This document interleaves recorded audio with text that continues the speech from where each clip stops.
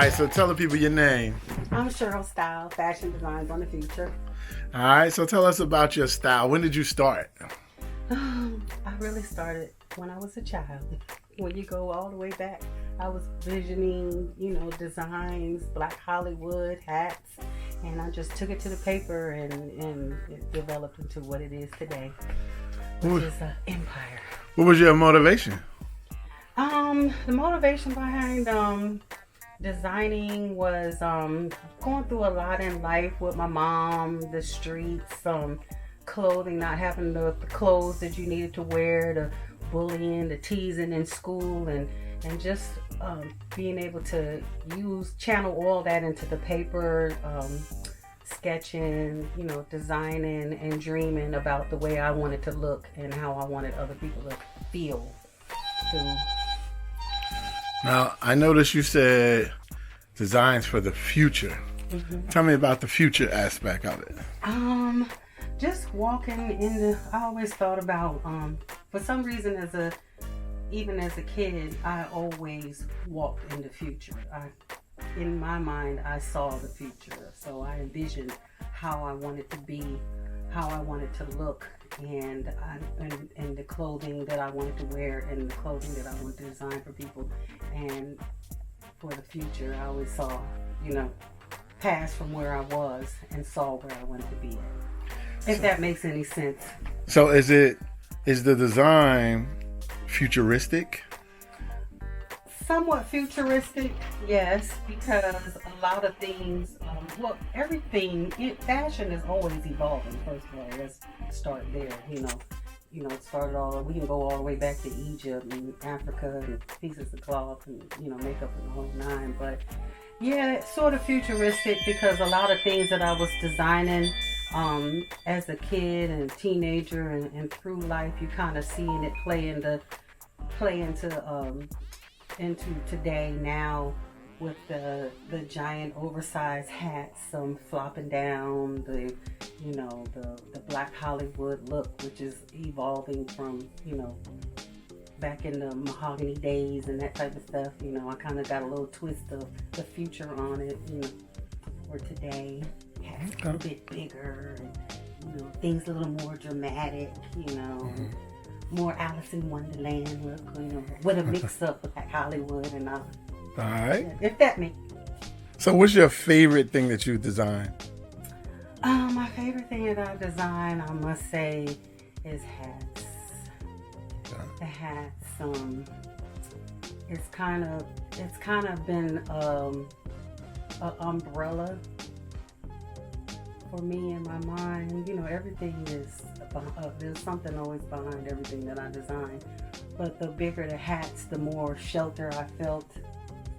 Does that make sense? Mm-hmm. More shelter I felt. So they would get bigger and then they would drop down and turn this way and that way. But I felt, kind of safe up under these hats. Mm-hmm.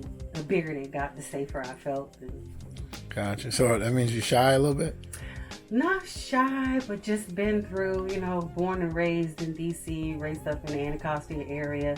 Just been through a lot in life, a lot of dangerous terrains, I could dig that. Foster homes, the group homes, back with your mom, the whole nine, and all of that type of stuff. So, I used design to kind of escape. Gotcha. So that's why I said I always walked in the future. I saw myself, put myself on paper, sketching my designs where I want to be at in life. So I was saying that, as far as my hats are concerned, in 2006 I did a fashion show with FUBU at the Empire Room down here in Greensboro, North Carolina, where I had the big giant black hat. So when you see the big black hat on Cardi B, or the formation hat, really big and stiff and squared at the top and really wide, that is the hat that I done in 2006, actually 2005. And I had that hat everywhere, and black was my thing. It's cocked to the side. I always wore it cocked to the side. Everybody knows all my sketches, the hats are cocked to the side and they're extremely big. So when you see formation, you're like, and it's black. and you're like, oh, and it looks mysterious and this and that. That was the whole look of Sheryl style. So, hey. All right, so we were off camera and you was telling me some details about your hats and the style hats. You even showed me a Vogue magazine that actually had Beyonce in them wearing hats like your style, correct? No, that's correct. There it is. Boom, look at that. 2002 design of mine on the left with the sequence, the one glove and the hat. Wow. And then there's the hat. And the style of the hat is an issue because nobody ever taught me how to make hats. I taught myself. So the hats are trending, but they're actually a fashion oops. Because I was making them too big, and nobody really taught me how to what you put in a hat or anything. So I was just using anything, and just as soon as I get them all sewn up and done, they just drop. The back drops, the front drops, the side drops. Everything is just hanging. And sometimes I would just have to do what I have to do, and I'll roll up one side and twist up another. And so there's a lot of safety pins in my hats that's actually become a trend today. Nice. And tell them where you went to school at. You mentioned somebody that you was under before. I went to school at Kingsborough, a community in Brooklyn, and I went to North Carolina A&T State University. Both for fashion, so. And who's that fashion lady you told me you were under? That I was like, I don't know who that is. Norma Kamali. I went and I interned at Norma Kamali. He didn't know what Norma Kamali was. I was so surprised with the parachute. Now, research number one. I have a project for you. We have to look up and research Norma Kamali and look at her styles and her history because she is fabulous. So. All right, I got to do that. Got to check that out. And I also did some internship in at Wrangler, as well as under a Japanese designer, Dorothy Zito in Brooklyn. So I have a few training here and there where I learned a few things on how to apply to my own design house. So there it is. Nice. Now tell them, what's your ultimate goal with working in fashion? My ultimate goal working in fashion is to be able to give back. You know, I want to change lives with this company, Sheryl Style LLC. We'll be changing lives.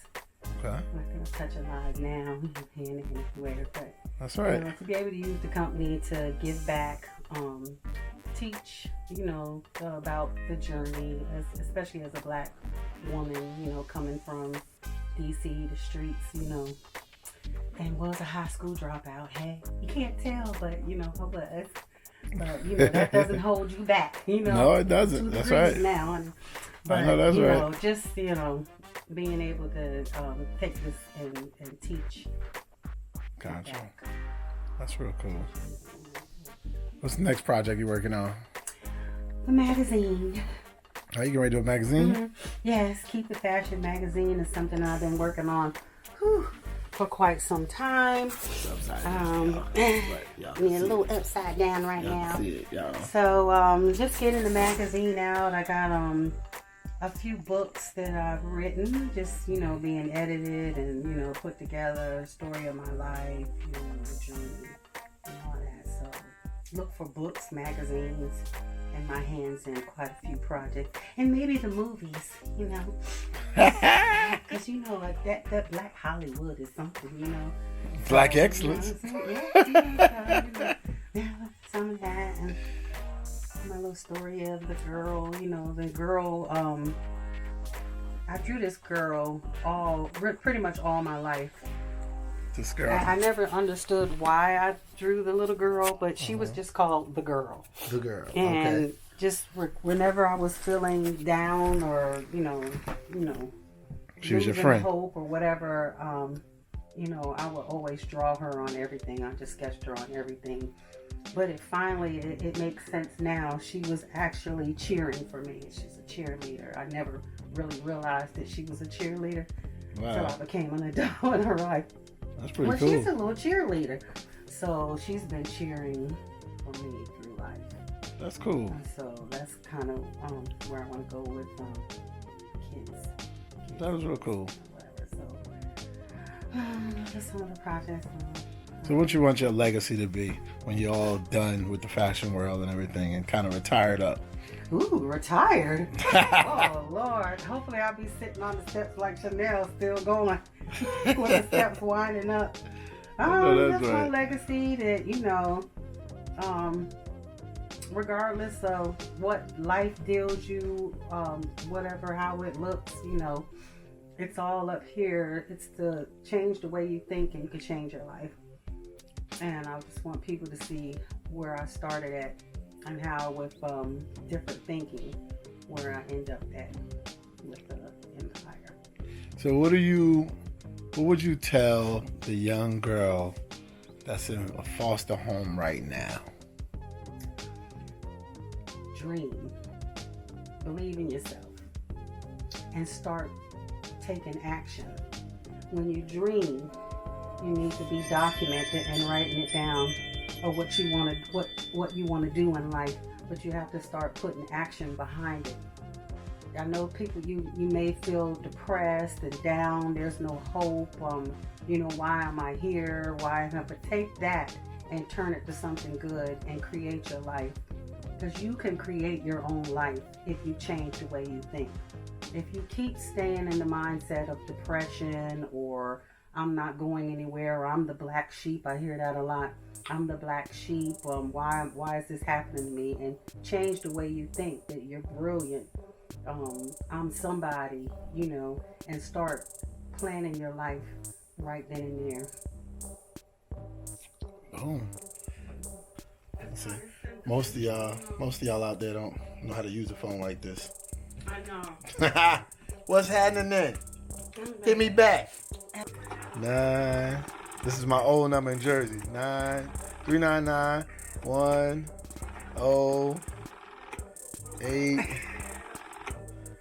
Oh, classic. Look at that. Look at that. Tell that nigga I said no. They were like, he moved. He was 15 when he had that number. Yeah. And where can everybody find your work? You can find my work right here with me at Sheryl Style LLC. Sheryl Style LLC. But you can go to SherylStyle.com. I'm on Instagram at Sheryl Style, at Sheryl Style Magazine. I'm on Twitter at Sheryl Style, Keep It Fashion Magazine, Sheryl Style Magazine.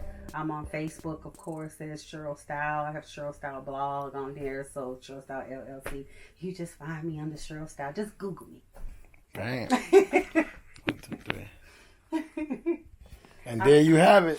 Wait, there you have it. I am in the studio with Sheryl Style.